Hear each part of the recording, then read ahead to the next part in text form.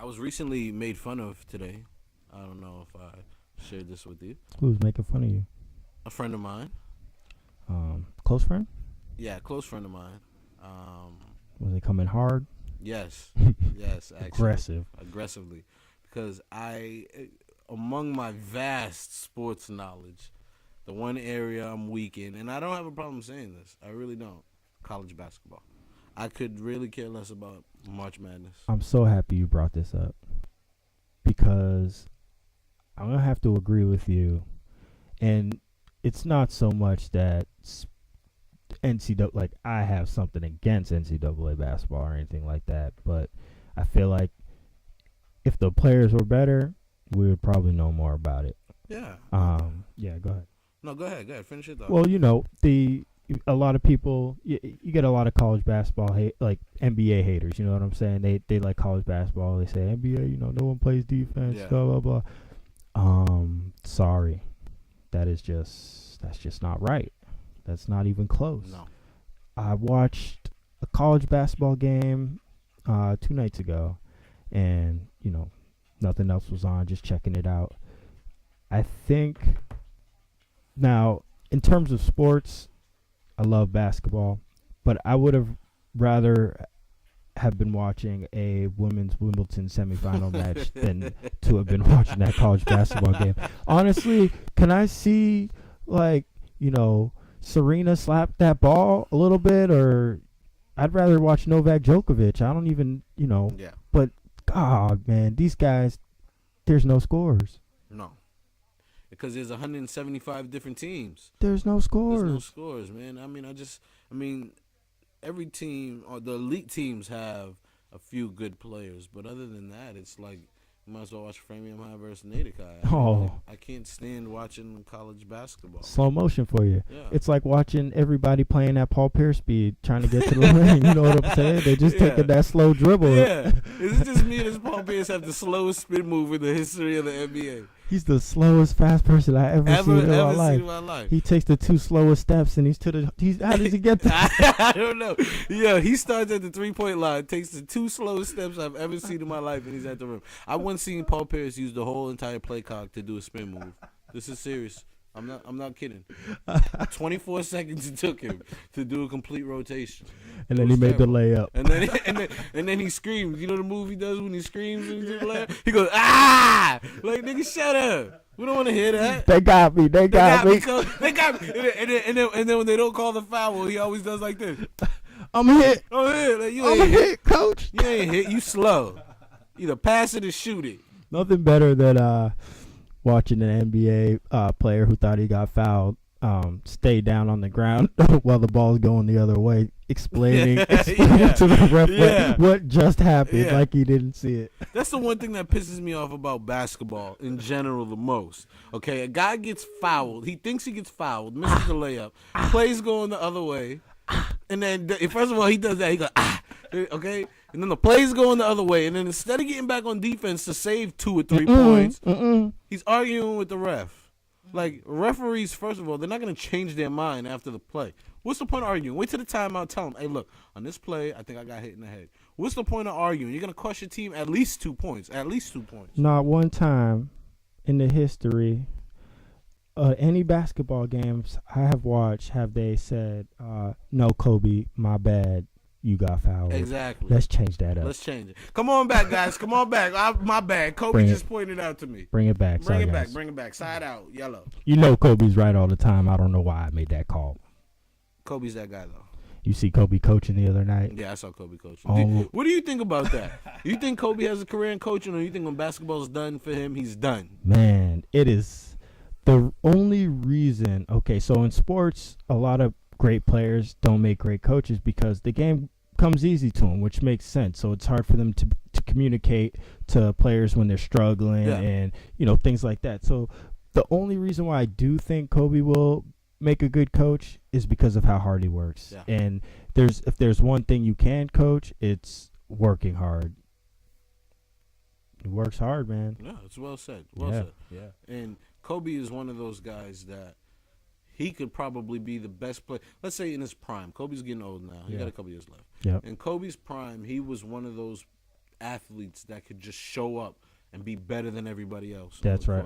That's right. But he didn't do that though. Nope. He worked hard his whole career. Like Randy Moss was that type of guy. Mm-hmm. He knew he could show up and be the best receiver on the field, and that's what he did. He showed up and he was the best receiver on the field.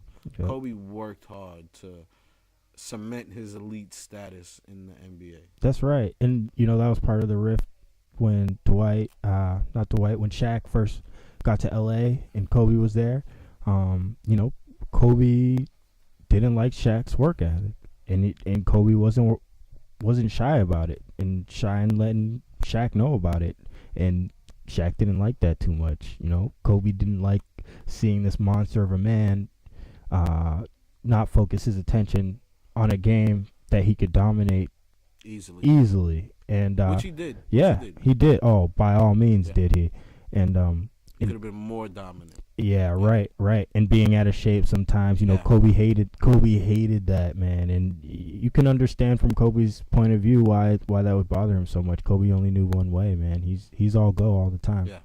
So where do you come down on Dwight Howard? Because listen, a guy that big, that strong, with that type of athletic ability at damn near 7 feet tall, he should be scoring 25 a game and pulling down 20 boards every night. Yes, I agree. And he is physically so much bigger than anybody else on the court at any given time. I don't understand how he's not dropping 25 and 20 every night. I don't understand. Absolute monster. Now, do you think his health was an issue before the All-Star break? No. Was he disinterested, or was it just the thing with Kobe and him not wanting to, open up yet? I think Dwight Howard is a big softy. Yep. I think Dwight Howard, it was no longer. Here's the thing about Dwight Howard. He was in Orlando and he wanted help. Okay? Yeah. He comes to L.A. and he can get all the help he needs. Steve Nash, Paul Gasol, Kobe Bryant, Antoine Jameson off the bench, Metta World Peace. And by the way, I never say Metta World Peace. I always say Ron Artest, but his mama named him Ron. I'm gonna call him Ron. Respect. But yeah, if he walked in the room right now, he'll probably murder both of us. So I'm gonna call him Metta, just in case he listening. All right, he might see me in the mall or something and be like, "Yo, easy on him, Peace." Yeah. So I'm gonna just chill. I'm gonna call him World Peace. That's what he likes. But I think Howard, when he got here, he wanted the help. He gets to L.A. He has the help, but he realizes he's not going to get as many touches. He's not the guy anymore, and he was pouting for 3 months. Yeah. And I think that's his problem. I don't know how you could want somebody like that on your team. Looked very unhappy, very disinterested. Yeah. But since, the All-Star break, past 13 games, Mr. Howard, 17 points, 14 boards, 2 blocks in the past 13 games, averaging. So this is clearly not the same Dwight that was playing the first half of the season. I'll give you that. What, where, why, how, this new Dwight? Maybe him and Kobe had a talk, and Kobe said, "Look, grown man talk." Dwight Howard strikes me as an immature adult. A little bit. I think him and Kobe had a grown man talk, and he said, "Stop crying. If you want to leave LA after this season, you can leave. But right here, right now, you're here." And with this roster, I can only imagine what Kobe would say to him. But with this roster that they have, there's no reason why they shouldn't make the playoffs. Yeah. The West is tougher than the East by far. But come on, the Utah Jazz are going to beat the Lakers out for the final playoff spot. That's ridiculous. That's ridiculous. No, there's just no shot that's going to happen. The Utah's they don't have an easy schedule to finish off the season, to be first of all, and I'm not sure they have the talent to keep up with the West. Even the bottom of the West, you got some good teams down there, and they're all going to be playing hard to the end, including Houston, Golden State. Yeah. Houston is one player away from one or two guys away from really having a team out there. They really are. And I saw them play a little bit the other night, and it looks like I was actually kind of surprised seeing Harden handle the ball so much. I noticed him bringing it up a lot in the second half with Lynn in the game. Yeah. Not sure. Not sure. Is he just what are they thinking there? Better creator or? Yeah, he's a playmaker. Yeah. he's the type of guy that can get his own shot. Lynn, I mean, Not a he lot of can't get separation there. Yeah, exactly. He can't get as much separation as what's his name Harden can Yep. on any given play. Right. So if they're gonna trap Harden, he's a better ball handler. He can find somebody. If they're gonna play him 1-on-1, he'll find space and he'll knock down a jump shot or get to the rim. Almost kind of how the Lakers are using Kobe and Nash. You see that the Rockets kind of taking a page out of their book. No, I think it's a little different. I think it's different. Yeah. Kobe's Kobe. You know. Right. You know, that's just the way it is.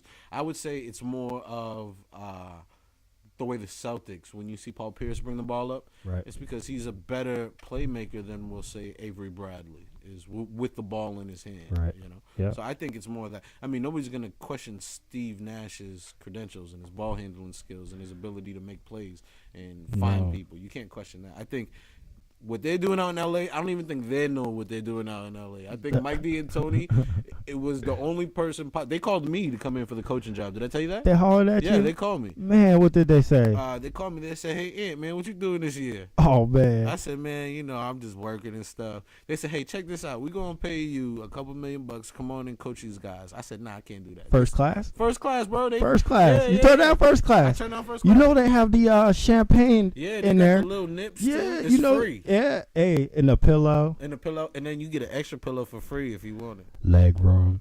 Extra leg room. Leg room. Extra blanket. Extra hot sauce. Oh, yeah. Free alcohol. Oh, yeah. But I had to turn it down. I turned it down because I couldn't deal with Dwight. So then there was nobody else, obviously, that had to get D'Antoni, you know? He was what they had left, man. That's all. I'm Look, sorry for them. D'Antoni can't even coach an AAU team. When's the last time D'Antoni coached a team that had an acceptable, I can't even say outstanding because it's never happened, an acceptable regular season record? No. Okay. The Suns. How many years ago was that? He got fired from the Knicks or resigned, and they got better. Yeah. Last year. Yeah. Like, it was last year. Yeah.